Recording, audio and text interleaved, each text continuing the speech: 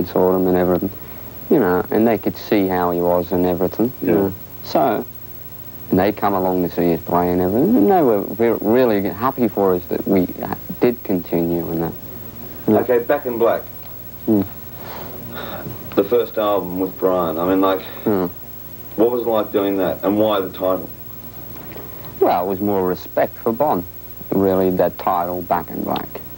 You know, it's, for us, we didn't want to, sort of, a lot of times in cases where people have died, a la Jimi Hendrix or some, people tend to bleed it. And us being who we are, you know, we don't like to be phony about anything.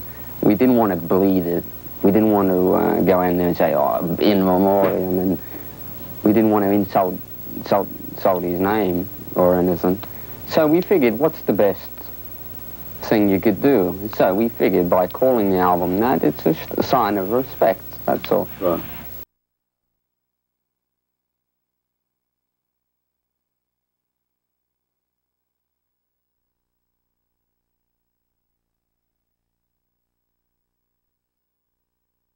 Pretty much is if you can get along with the guy next to you, you know.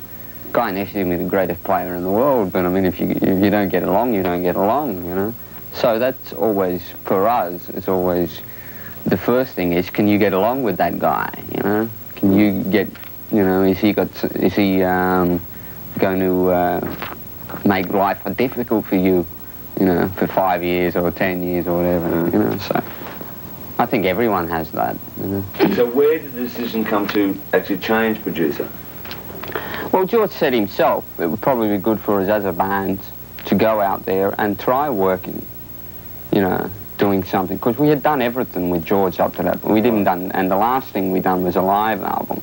And George had even said before that, well, after this album, it might be a good idea if you guys, you know, go out there and try something yourself, you know, or work with somebody else, you know, because for the experience, anyhow, of working out there in the world, and see if you can do the same, you know. So we said, okay, we'll give it a try. You know. So how did you come to the decision then of the producer? Well, we were in Miami, you know, and we were working with, I won't mention the guy's name anyhow, but we were working with one guy and we didn't, I mean, to us it didn't happen, you know. So we immediately said, oh, we want somebody else in, you know, and somebody mentioned Mutt's name, you know, and Malcolm had a word with Mutt, and Mutt said, well, I can do this for you and I can do that, and, you know, Malcolm thought, well, he's good, he's got similar taste, you know, in what we want anyhow. And we more or less, we saw him in England, and then we agreed more or less to do it, and we went in and done Highway to Hell with him. Right. You know? I find that intriguing because, I mean, like, the guy's really not known at that stage, yet now he's one of the top producers in the world. Yeah. Well, he learned from us also, you know, because we were not klutzers. I mean, we come in from George, and George is still to us is one of the best producers in the world. Right. You know, and when we went in there with Mutt, Mutt had done a few things, you know, but he hadn't had big success in America. So he was learning more or less when he went into that album with us, he was also gaining a lot out of it too. Right. You know.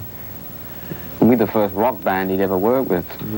When we decided we'd go out and do the Flick of the Switch, the album, you know, that was a bit, at the time it was a bit up and down because you had all sorts of things going on in the record world at that time. And everyone was saying, it was, the radio in America doesn't like this, and the radio doesn't like that, and, you know, but we never ever bothered what the radio wanted, you know. So we just more or less, we went in there and done what we do best, which was make rock and roll music, you know, and released it as such. And our theory was, or our outlook was, well, we like it. If we like it, it's good enough, you know, and put it out there, you know. I mean, we wouldn't inflict rubbish on the public. You know? Right. You know? We don't to us. You know, I mean, if we don't like it, it wouldn't go out there. And to us, it's still one of the best albums we've done. When did you and Malcolm become really interested in becoming the producer as well, or taking on the production side? Well, after we had done For Those About the Rock and everything,